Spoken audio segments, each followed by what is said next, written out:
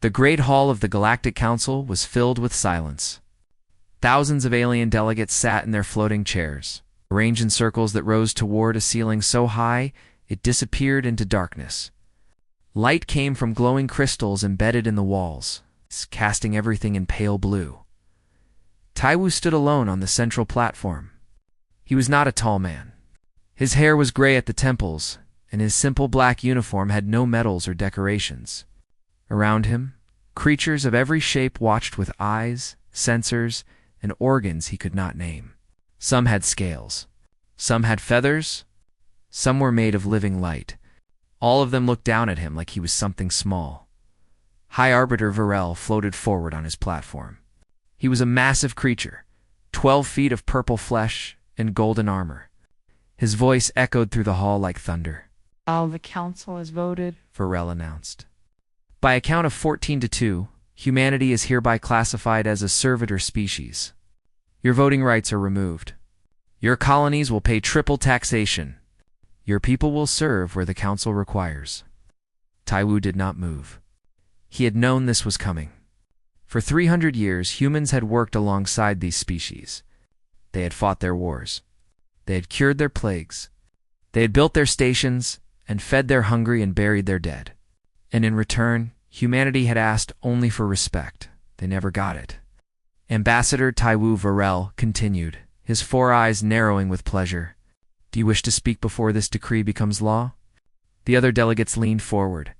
They expected the human to beg. Humans always tried to negotiate. They always looked for compromise. It was what made them useful and what made them weak. Taiwu looked up at the High Arbiter. His face showed nothing. We accept your decision, he said. We will comply. Varel blinked. The hall filled with whispers. This was not the response anyone expected. You accept? Varel asked. Yes. You have nothing more to say? No arguments? No appeals?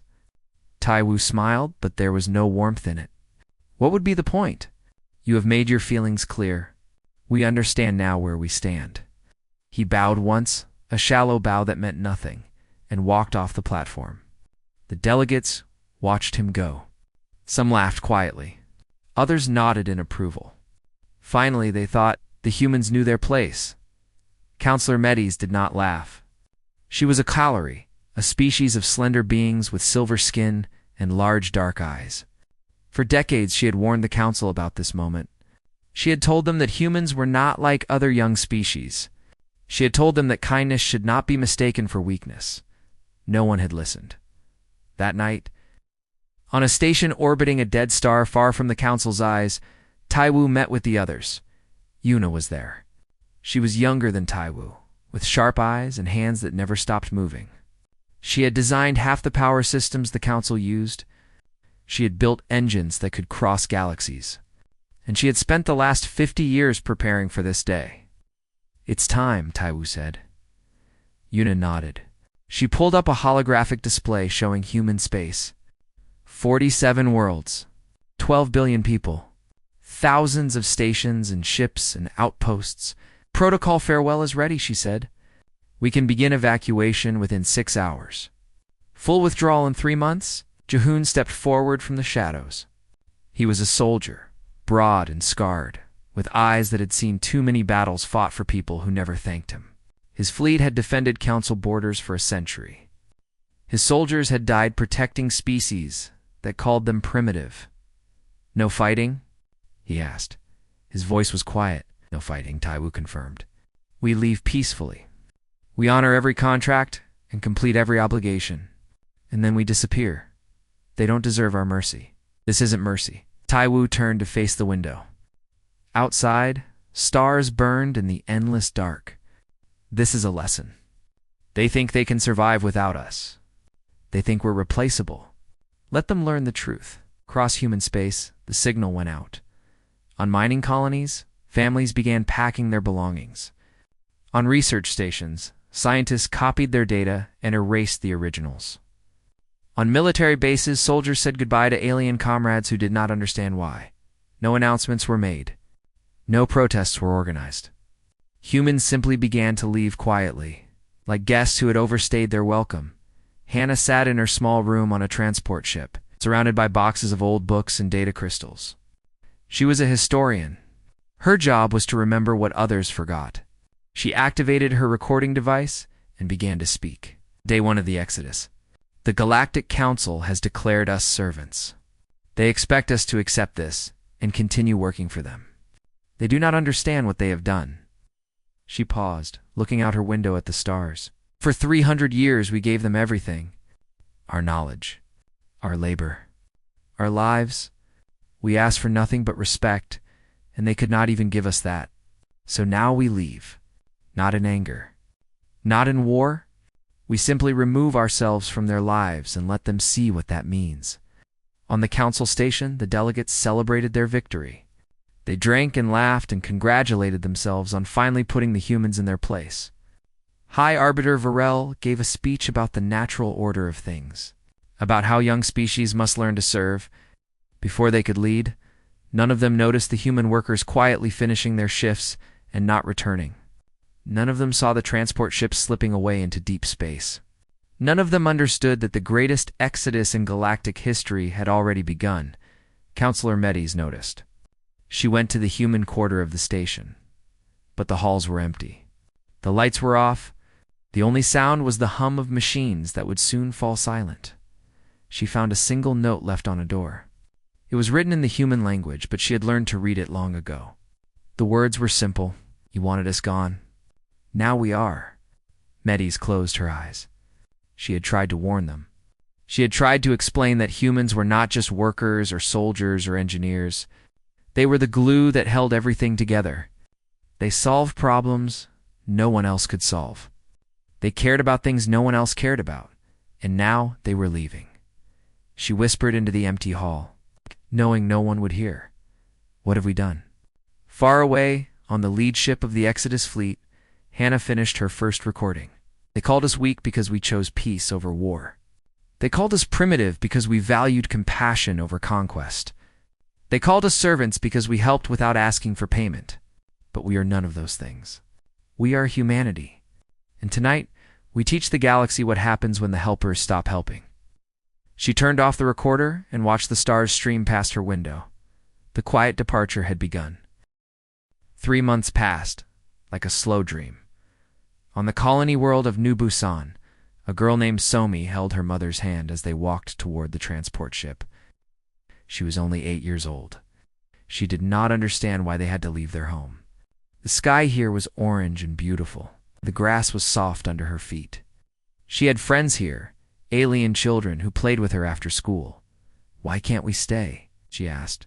Her mother, a doctor who had spent 20 years healing species that were not her own, squeezed her hand gently. Because they don't want us here anymore, little one. I didn't do anything wrong. Neither did we. All around them. Other families walked the same path. They carried boxes and bags filled with memories. Old photographs, children's toys.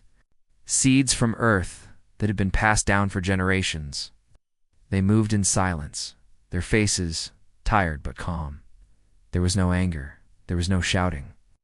There was only the quiet dignity of people who had made their choice. Taiwu. Watch the evacuation from the bridge of the command ship. 47 worlds. 12 billion people.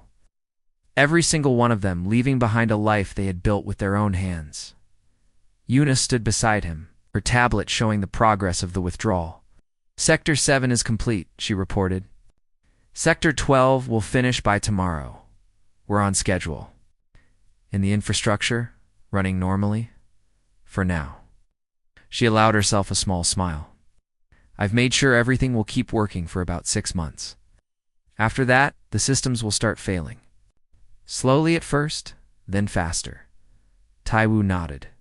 Humans had built most of the Council's technology. Power grids, medical systems, communication networks, food production facilities. All of it designed by human minds, maintained by human hands. The Council had never bothered to learn how any of it worked. Why would they? The humans were always there to fix things. Not anymore. On a small calorie colony near the border, a young pilot named Sunwoo made his final delivery run. His ship was loaded with medical supplies, enough to keep the colony's hospital running for another year. It was the last gift humanity would give this world. He landed in the colony's main square, where silver-skinned cavalry gathered to watch. Most of them looked confused. They'd heard rumors that the humans were leaving, but they did not believe it. Humans had always been there. They were as constant as the stars. A young cavalry diplomat named Teska approached him as he unloaded the supplies. "Is it true?" she asked. Her voice was soft, uncertain. "Are you really going?" Sunwoo paused. He had known Teska for 2 years. She was one of the few aliens who treated him like a person, not a servant. They had shared meals together. They had talked about their homes, their dreams, their fears. "Yes," he said. "We're leaving, but why? You've been here for so long. You're part of the galaxy now." Sunwoo set down the last crate and turned to face her. His eyes were sad but steady. "Your council made us servants. They took away our voice. They decided we weren't good enough to stand beside you." He shook his head slowly. "We built your stations. We fought your wars, healed your sick, and fed your hungry. And in return, they told us we were nothing." Teska's dark eyes filled with pain. "Not all of us feel that way, I know, but enough of you do." He reached out and touched her shoulder, a human gesture she had learned to understand. "I'll miss you, Teska. You were a good friend. Will you ever come back?"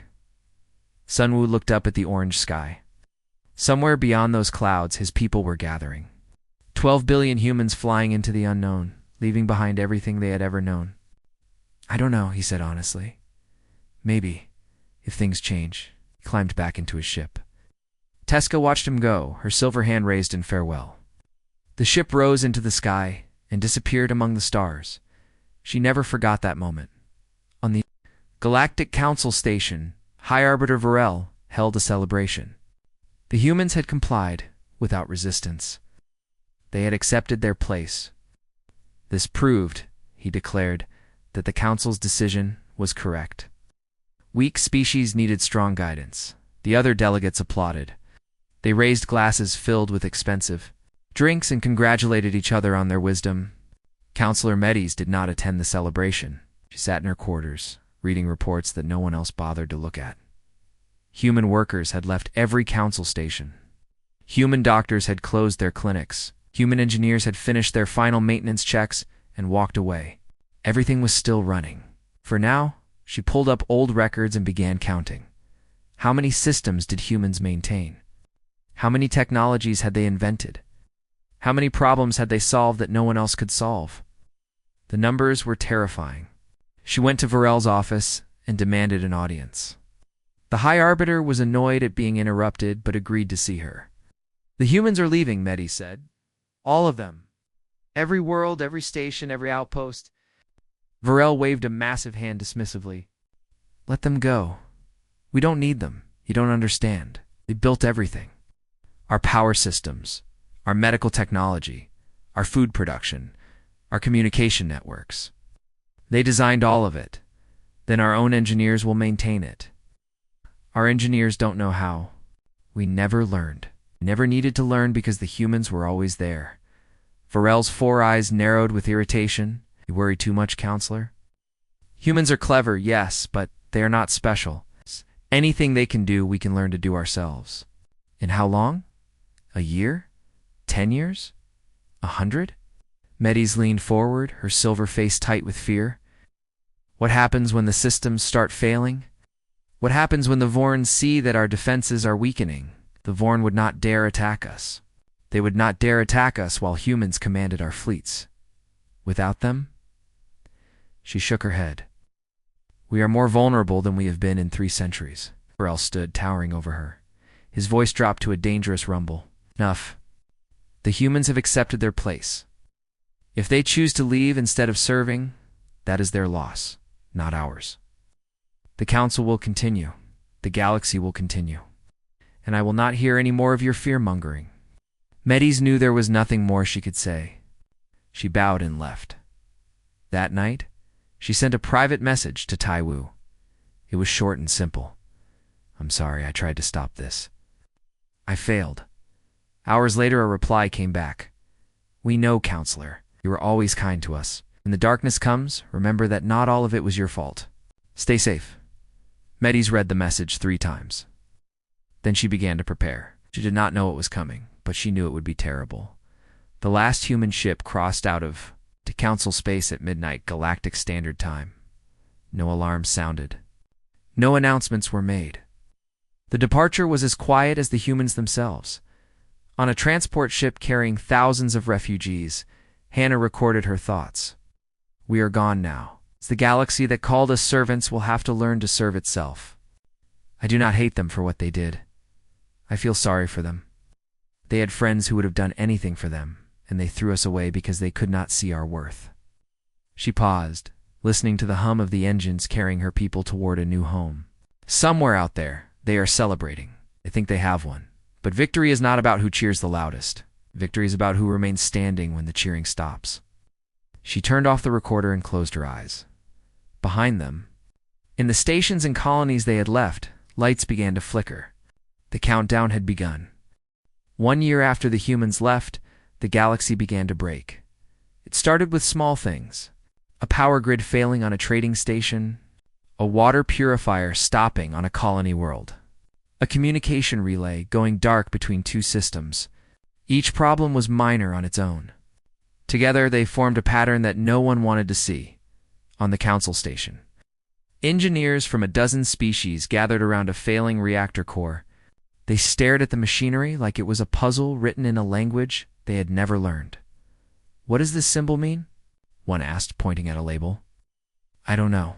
The humans put it there. Where are the manuals? There are no manuals. The humans kept everything in their heads. The reactor coughed and groaned. Warning lights flashed red. The engineers looked at each other with growing fear. Someone find a human, one of them said desperately. There are no humans left. The reactor failed 3 days later. The station lost power for 6 hours. In the darkness, people panicked. Ships crashed into each other. Supplies rotted in warehouses. 1,200 beings died from accidents and system failures. It was only the beginning. Counselor, Medes walked through the darkened halls of the council chamber. Emergency lights cast long shadows across the floor. The great hall that had once blazed with glory now felt like a tomb. She found High Arbiter Varel in his quarters, surrounded by advisors who shouted over each other. Reports piled on every surface. All of them carried bad news. The Trevin food production systems have failed, one advisor said. 30 million people are facing starvation. The medical stations in Sector 9 have stopped functioning, another added. Plagues are spreading on 4 worlds. The border defense network is offline. We cannot track ship movements. Varel slammed his fist against the wall, cracking the stone. How is this possible? We are the greatest civilization in the galaxy. We were the greatest civilization, Medes said quietly. Everyone turned to look at her. Varel's 4 eyes burned with anger. What did you say? We were great because humans made us great. They solved our problems. They built our machines. They protected our borders. She walked forward, her silver skin pale in the emergency light. And we repaid them by calling them servants. Now they are gone, and we are learning what that means. They sabotaged us, Varel growled. This is revenge. No, they didn't break anything. They simply stopped fixing things. Medes pulled up a holographic display. It showed the Council's territory, covered in red warning markers. Every system they built is still running exactly as designed.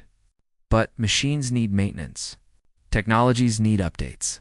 Problems need solving. And the only people who knew how to do those things are now on the other side of the galaxy. The room fell silent, far from Council space. The Vorn Dominion watched and waited. Warlord Grath was a massive creature, covered in black armor that seemed to grow from his own flesh. For centuries, his people had hungered for conquest. They had raided and pillaged the edges of civilized space, always probing for weakness, and always they had been stopped by humans. Human commanders who could predict their attacks. Human soldiers who fought with terrifying skill. Human strategists who turned every Vorn's advantage into a trap. But now, the humans were gone. Grath stood on the bridge of his warship. looking at reports from his scouts. The Council's border defenses were failing. Their fleets were scattered and confused. Their leadership was paralyzed by fear. "The prey has lost its teeth," he said, his voice like grinding stone. "Begin the hunt." The Vorn attacked at dawn on a Tuesday. 3 border worlds fell before anyone could organize a response. Ji-hoon heard the news on a screen in his quarters, far beyond the reach of Council space. He watched as Vorn ships burned cities that he had once protected. He watched as alien soldiers he had trained died without human commanders to guide them. His hands clenched into fists. "We could stop this," said an officer beside him.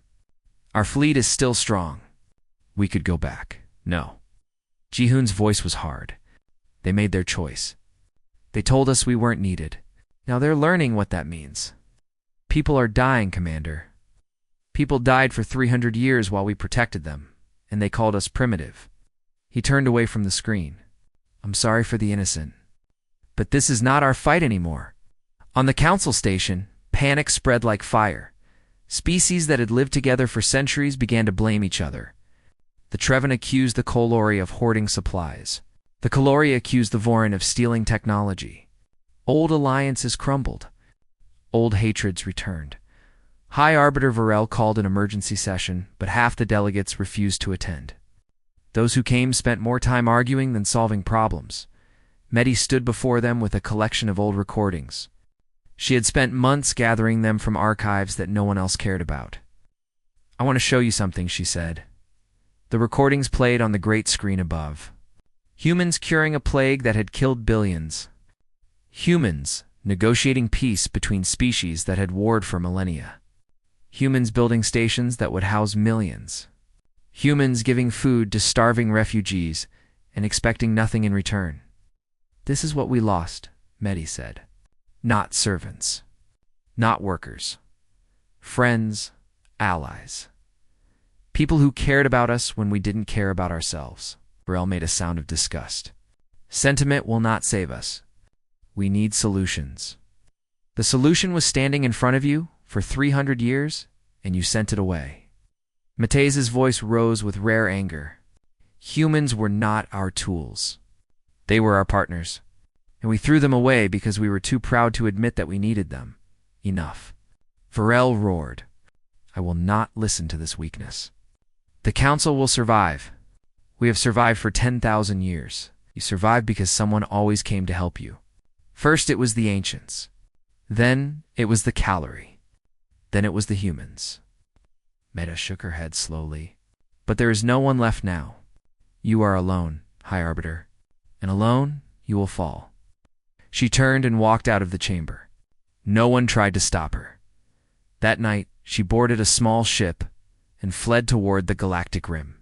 She did not know if the humans would welcome her, but she knew that staying with the Council meant death. On the human homeworld, a new city rose from empty plains. Eunice stood on a hill overlooking the construction. Towers of glass and steel reached toward a blue sky. Ships came and went, carrying supplies and settlers. Children played in parks that had not existed 6 months ago. 12 billion humans, building a new home. She thought about the galaxy they had left behind. She had designed the systems that were now failing. She had built the machines that were now breaking down. Part of her felt guilty, but a larger part felt free. "Do you miss it?" Hannah asked, walking up beside her. "Sometimes, no. Watched a transport ship land in the distance. I miss the work. I miss the challenge. But I don't miss being treated like a machine. They'll come asking for help eventually. I know what will we do." Yuna was quiet for a long moment. Then she smiled, just a little. "We'll do what humans always do. We'll argue about it. Some will want to help. Some will want to refuse. And eventually, we'll make a decision together." She turned to face Hannah. "That's what makes us different. We're not ruled by one voice. We listen to all of them." Far away, in the crumbling council chamber, another light went dark. Hannah recorded her notes that evening. 1 year since we left. The galaxy is burning.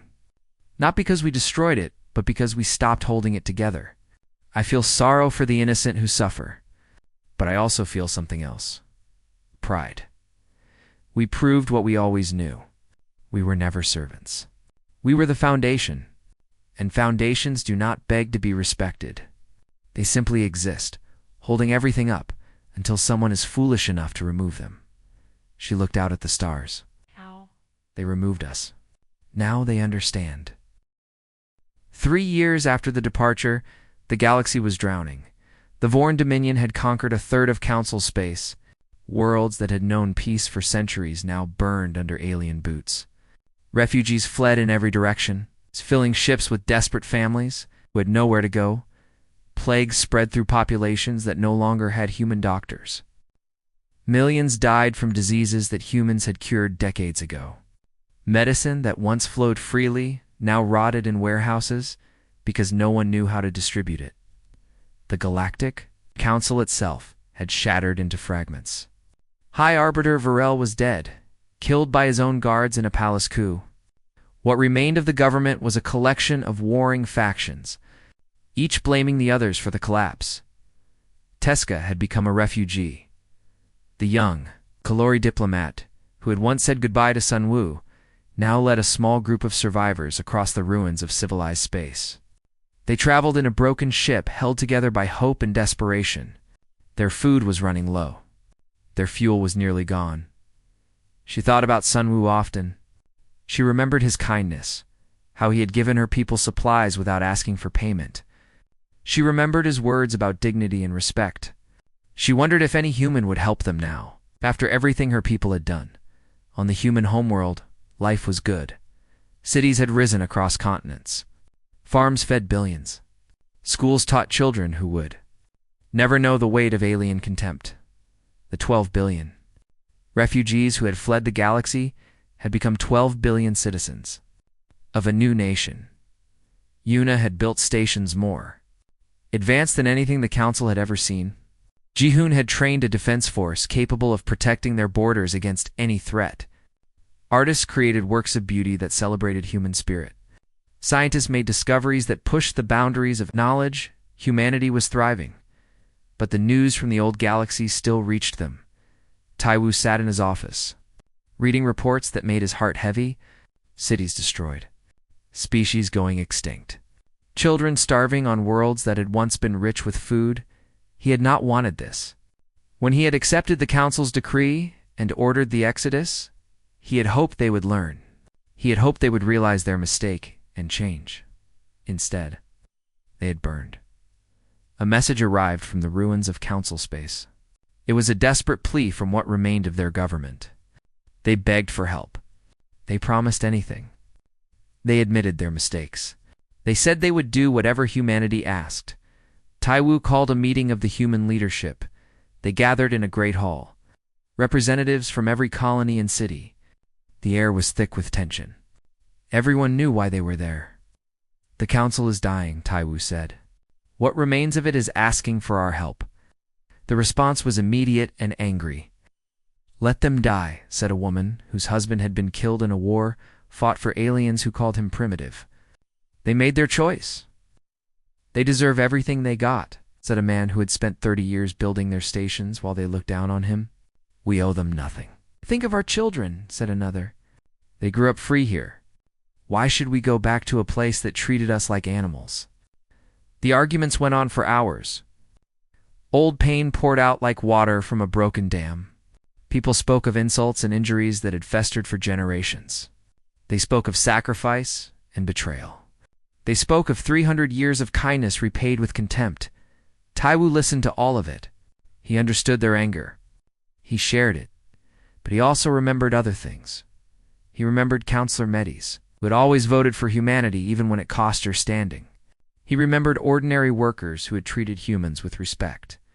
He remembered children who had played with human children, innocent of their parents' prejudice. When the hall finally fell silent, he stood.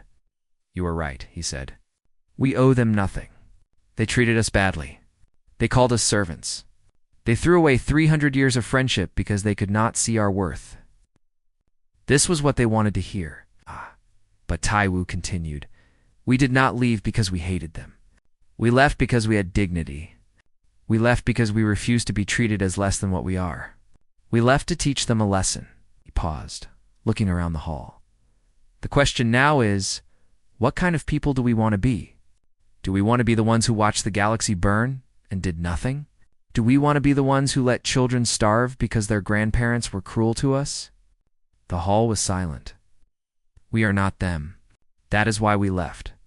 And that is why we should go back. His voice grew stronger. Not as servants. Not as beggars. We go back as equals. We go back to build something new, something better. We go back because that is who we are. The debate continued for another day.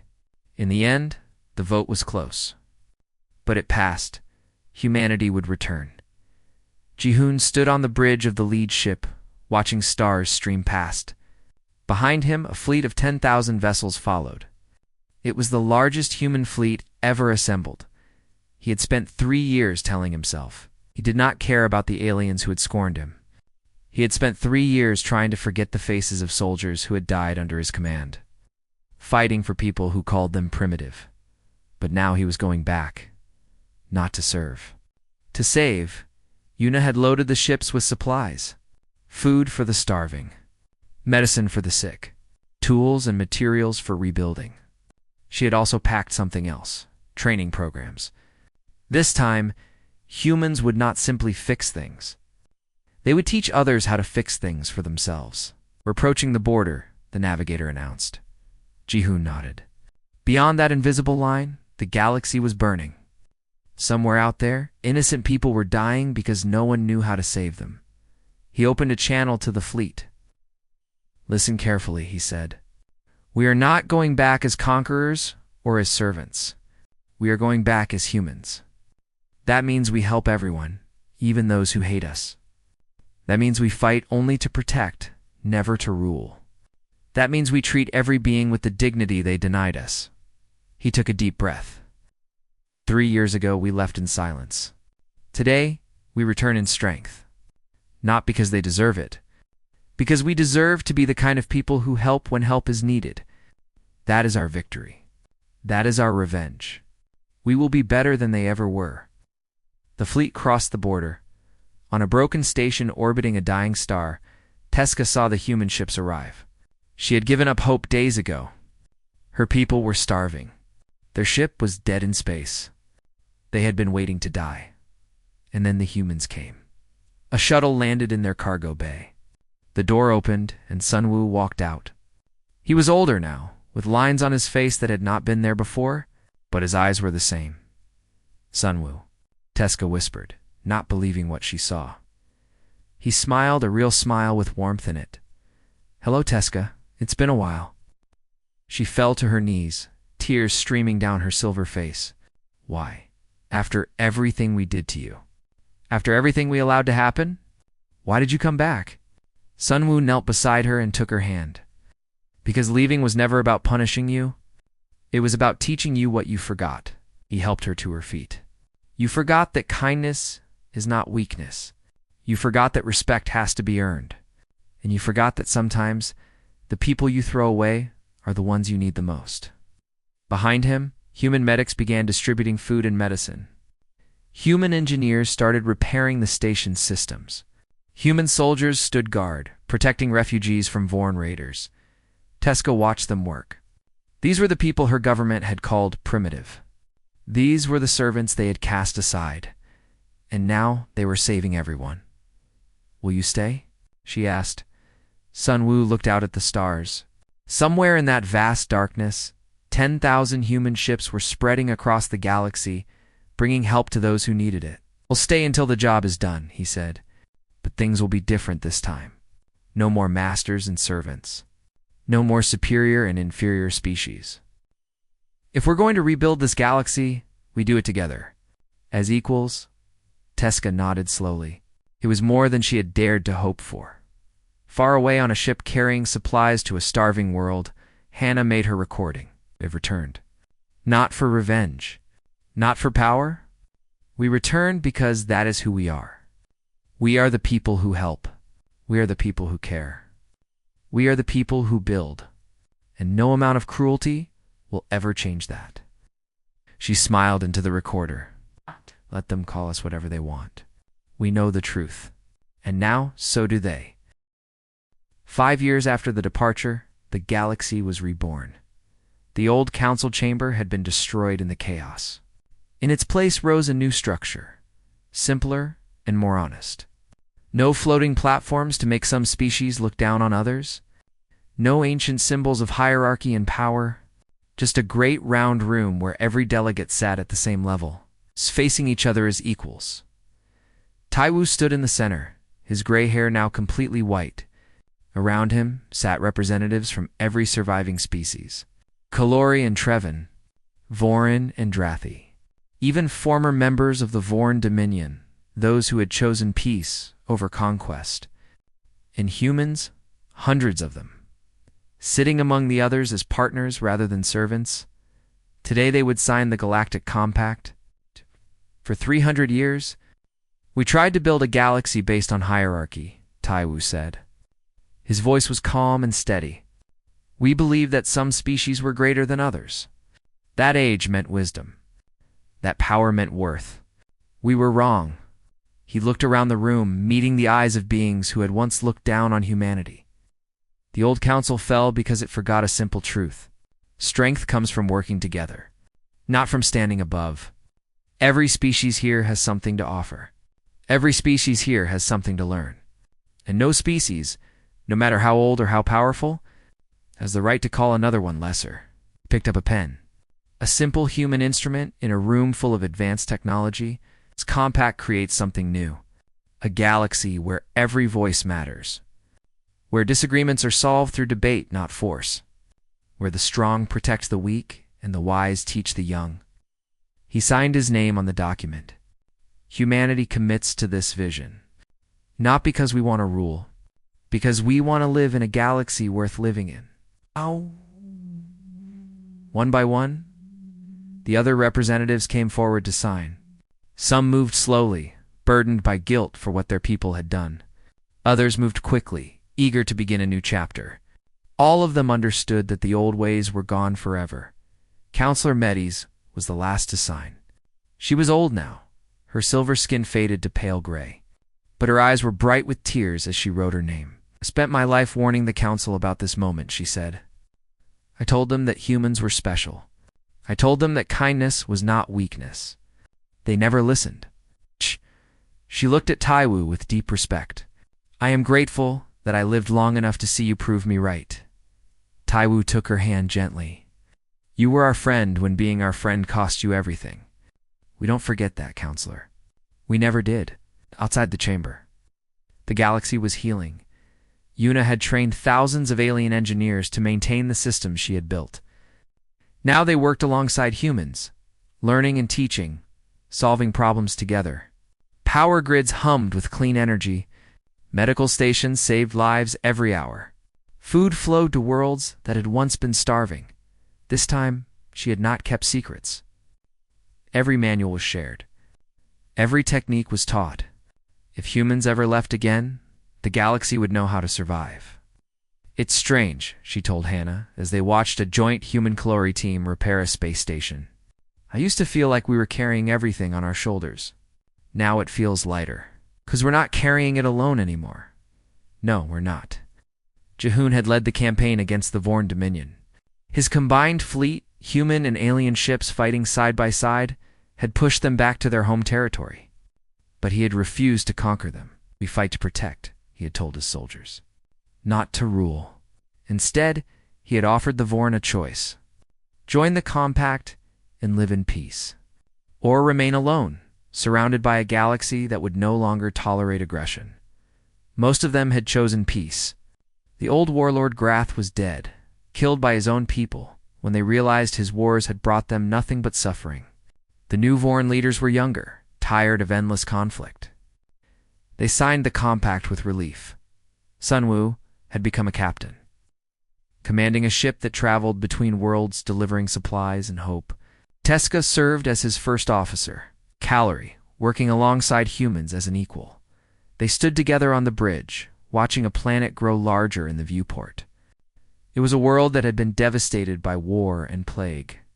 Now it was being rebuilt, its cities rising from the ashes. Do you ever think about what might have happened? Teska asked. If your people had never left? Sunwoo considered the question carefully. And sometimes, maybe we would have endured the insults forever. Maybe we would have continued serving, hoping that someday things would change. He shook his head. But I don't think so. Eventually, something would have broken. It might have been worse. It might have been a war that destroyed everything. Instead, you left quietly. We left with our dignity intact. That mattered more than anything else. Teska nodded slowly. She understood now what she had not understood 5 years ago. Humans were not weak because they chose peace over war. They were strong because they could walk away from everything they had built rather than accept being treated as less than they were. That took more courage than any battle. The ship landed on the planet's surface. Children ran to meet them, laughing and shouting. Some were human. Some were alien. All of them played together, innocent of the hatred that had divided their grandparents. Sunwoo watched them with a smile. That's what we came back for, he said. Not power. Not revenge. That, a future where it doesn't matter what species you are. Where everyone has a chance. Far away in the rebuilt capital of the Compact, Hannah finished her final recording. She had spent 5 years documenting the fall and rebirth of galactic civilization. Her chronicle would be studied for generations. A warning about the price of arrogance and a celebration of what could be achieved through cooperation. I started this record on the day we left, she said into the device. I did not know then how the story would end. None of us did. We only knew that we could not stay in a place where we were not valued. We only knew that we deserved better. She paused, gathering her thoughts. They called us young. They called us weak. They called us primitive. They said we had not earned the right to stand beside them. And when we left, they learned the truth. We were never their servants. We were the ones holding everything together. We were the foundation they built their civilization on and never bothered to notice. Beside her window, the city hummed with life. Humans and aliens walked together on the streets. Ships from 100 worlds filled the sky. Somewhere children were learning that all species were equal, that no one was born better than anyone else. We returned not because they deserved our help. We returned because helping is who we are. Caring is who we are. Building is who we are. We could not watch the galaxy burn and do nothing, even though they had treated us badly. That is our greatest strength. Not our technology. Not our armies. Our hearts. She smiled, feeling the weight of history in her words. The old council is gone forever. In its place, something better has grown.